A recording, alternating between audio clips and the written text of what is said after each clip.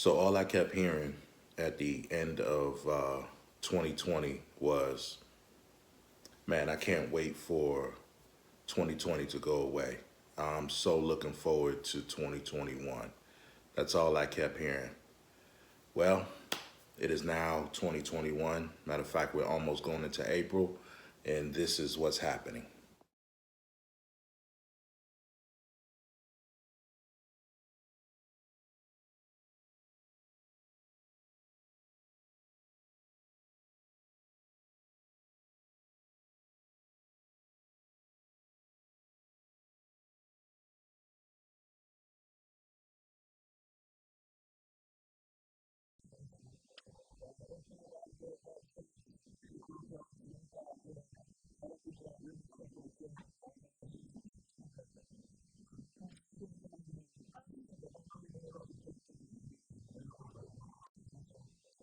Whatever it is, I've got just the cure for it.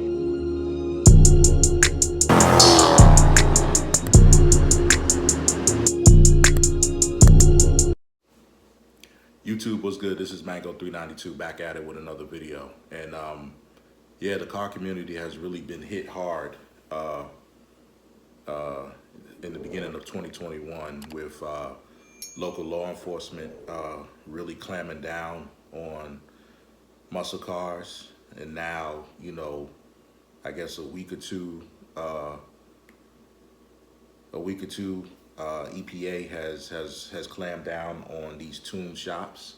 So we have really been hit hard.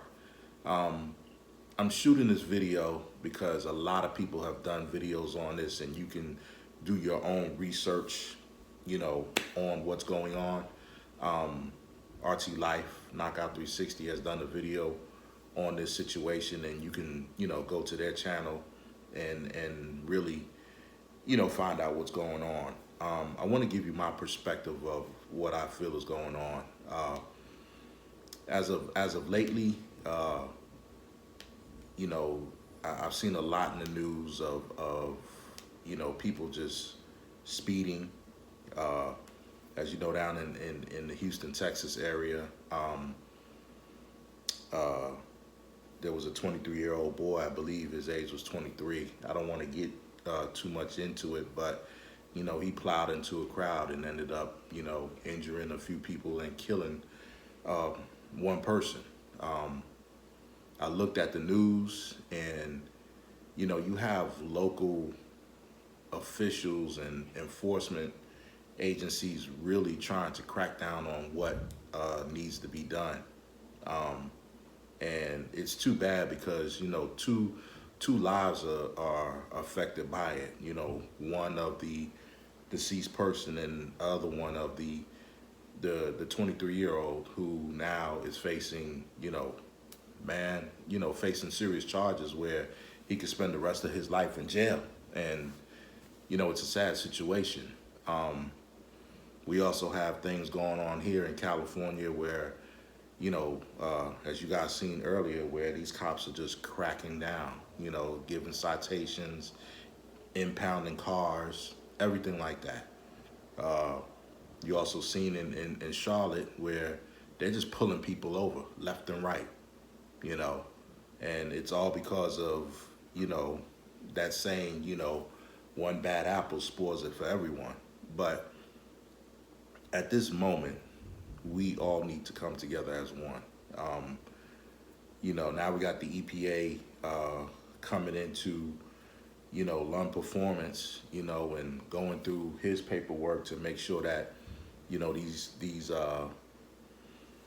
these products that they're selling are being, sold to the right people, and it's really wrong, and the only way we can do something about it is for all of us to stick together and to really try to fight this act that the EPA is really, trying to push down and push a law through.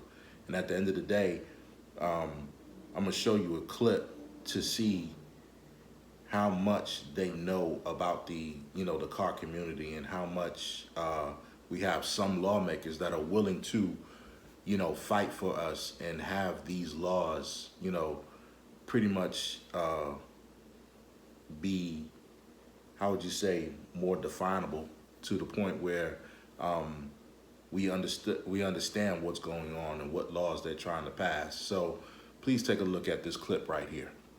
I'm sure you're familiar with the EPA's proposed rule released last July that proposed new greenhouse gas standards for medium and heavy-duty trucks. Yes, sir. Are you aware that in the middle of that proposed rule, there's a proposal by EPA to make it illegal to modify vehicles used solely for competition?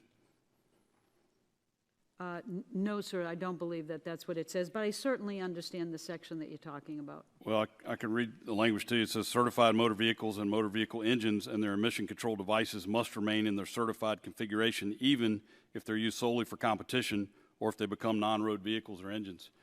It seems pretty clear to me. In your opinion, are owners of vehicles that have been modified so they can be used for competition now in violation of the law? Sir, there is a clear exemption in the statute that addresses NASCAR and other professional raceways and why we do not regulate those vehicles. I think we were very directly trying to make sure that we are doing no more than what we've done before in terms of either compliance or enforcement. And we're trying to recognize that exemption in that rule. Now, I fully recognize that this has raised a lot of confusion, and we need to address this confusion moving forward, because there is no way. NASCAR's been a great partner of EPA. They do great work on biofuels. The last thing I want to do is sure. alienate them, that's for sure. I appreciate that, but NASCAR is one facet. Yes. But what about your man or woman who likes to take a car in their backyard and fix it up and take it down to a local drag strip and race it? I mean, that kind of modification, it appears very clearly, is now ruled out. Well, we have never, ever enforced on an individual of that nature. What we're trying to do is get at manufacturers of these devices that they sell and make sure that they sell them only for competitive, dedicated vehicles, because it's really challenging to us to make sure that the certified vehicles remain in compliance with air regulations.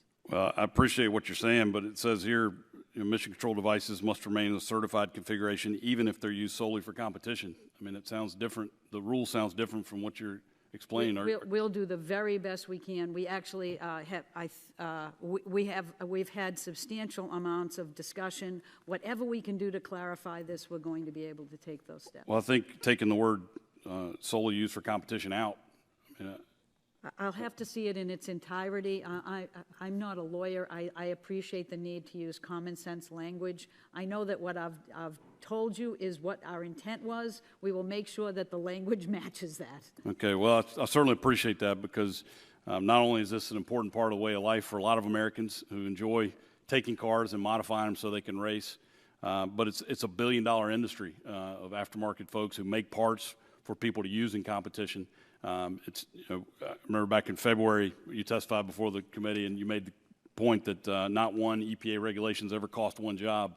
Well, I'm telling you, this is a $1 billion industry that would be wiped out if we can't clarify this and make sure the intent you've expressed is reflected in the regulation. Thank you, sir. Thank you. All right, guys, as you can see from that clip, the EPA has no idea or clueless as to what they want to do, and that was a year ago, and now they're coming back at these performance shops with the same thing with no type of clarification to the bill. So I know SEMA is pushing for this act. I will put all their information in the description below. You guys, please go to your local lawmakers, wherever you at, and tell them we need to push this act to make sure that they don't take away our pastime hobbies, you know, of what we like to do when it comes to modding cars. That's the only way I see us doing this. We need all of us really to get on this boat and really sign this act. I have some examples of what's going on. I am a YouTube junkie. You know, I try to follow people from all ranges. If you guys don't know, I follow Street Speed 717, and I'm looking here at his video, and I won't go into it, but I will put his his video in my video on the top right hand side, and on March 12th, Street Speed has been charged with what's it say? He's been charged by the Pennsylvania Fish and Boat Commission with 18 counts from when he jumped the TRX over that, that little creek or pond, whatever you want to call it. So he's been charged. By them watching his video, he's been charged with 18 counts. And like I said, you can go there and you can check out his video. I won't get into it because I don't want to get too long with this video, but yeah, he's been charged, and that's crazy. He was on a private property that he was invited to, did the jump, and now he has the Pennsylvania Fish and Boat Commission coming after him. And you already know they probably saw his video and was like, okay, let's charge him. That is crazy, and I looked at his video, and if you guys will look at his video and see what they charge him with, it is totally ridiculous. Totally ridiculous. Another one that I also follow is Rush Schiff. And I think before he changed his name, it was Rush SRT. Now, Rush is in California here, and I watched his videos when he had, I think about maybe, I want to say roughly around the 10,000 mark. Right now he's at, Rush is at 222,000 subscribers. The reason why I'm saying that, and I don't know if you guys followed him, the past, I think, want to say 4 to 6 months, I was looking, I'm like, where's his videos? Because usually, Rush will put out videos, and he does great work, great content. He's also helped out MotorTube in improving his videos as well. So I was wondering, I was like, where's his videos at? So I got a notification, and I was like, oh, he's back. And I'm just thinking, okay, he just took a break. Most of us as content creators, we take that break because we just get so exhausted of trying to put out content, and he just took a break.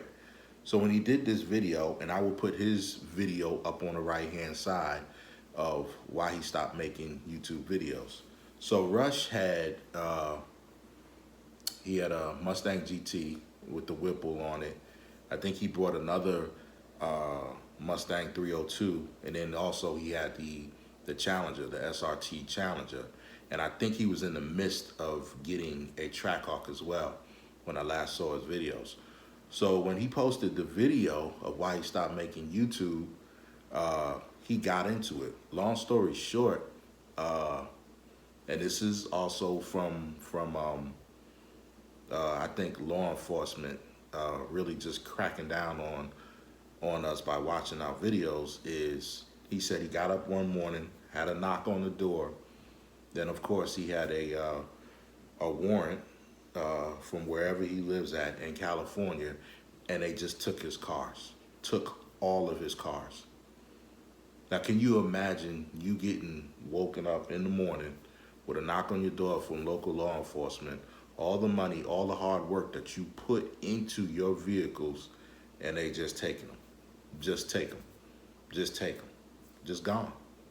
So now, that was put out in December 18th, 2020. Like I said, you guys, I've put the link there, and you can, watch the video yourself and go into detail of what happened. So now he hasn't put out a video, I think, since last month. So evidently, I'm just guessing that he's still trying to fight to get his cars back, and that's a sad situation. So with those two examples right there, guys, I really think we need to support one another. I know you're saying, Mango, you're saying EPA and you're saying law enforcement, but when you have the likes of Mod Defame and Demonology and RT Life and also when he was filming SRT Mush, all these guys modify their cars and they film them and they do all, you know, sorts of stuff to where, you know, they show us how they modify their cars.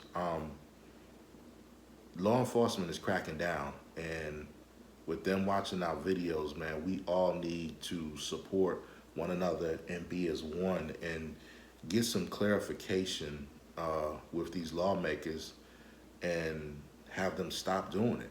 Because if we don't, there will be no more YouTube videos, I guarantee you, because everybody's going to be so afraid of what to post, what to put out, what to do. You know, we've all blurred out everything and stuff like that, but that doesn't seem to work. In the case of Street Speed 717, he was on a private property, and look what happened to him.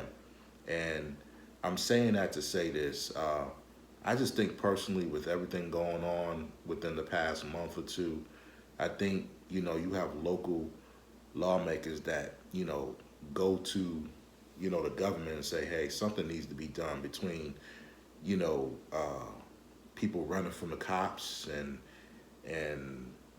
you know, just other crazy stuff, that you get these dumb laws that the EPA puts out and they're trying to push underneath us, and once they push it, it's hard to reverse it. You know, just like the exhaust law, even though we got it, you know, repealed, it's still a law, but it takes the act of Congress to change it. So I'm pleading to you guys to go ahead, reach out to your local state official, let them know, hey, look, this is wrong. Have them, you know, talk to these lawmakers about pushing this, because if we don't do anything, the EPA is going to win, and that's what they want us to do. They want us to say, it's not happening in our state. We can, I'm not worried about it, but it does. It affects each and every one, you know, because if they come down hard on these, you know, these tune shops, you won't be able to order anything at all. You won't be able to order anything at all. So there's my opinion. That'll do it. I didn't want to get on my chatterbox too long. Make sure you get with SEMA and sign this act that they have out. I think it's very important that you guys sign this act, or reach out to your local lawmakers and tell them, hey, this is wrong. We need some clarification on things and change wordings up. But that'll do it for this video, you guys. If you like this video, please give it a thumbs up. If you're new to my channel, please hit that red button and then that bell for all notifications on when I drop a video or even when I go live. And lastly, guys, I ask you, please, please, please, please, share this video out. Show Street Speed 717 some support. Show Rush Shift some support, and I'm not talking monetarily things. I think support in what we need to do next. And I think the next move, like I have said before in this video, is to reach out to your lawmakers and tell them they need to do something about this act. All right. So as usual, you guys stay safe, stay healthy, and mask up. And I'll catch you in the next video. Peace.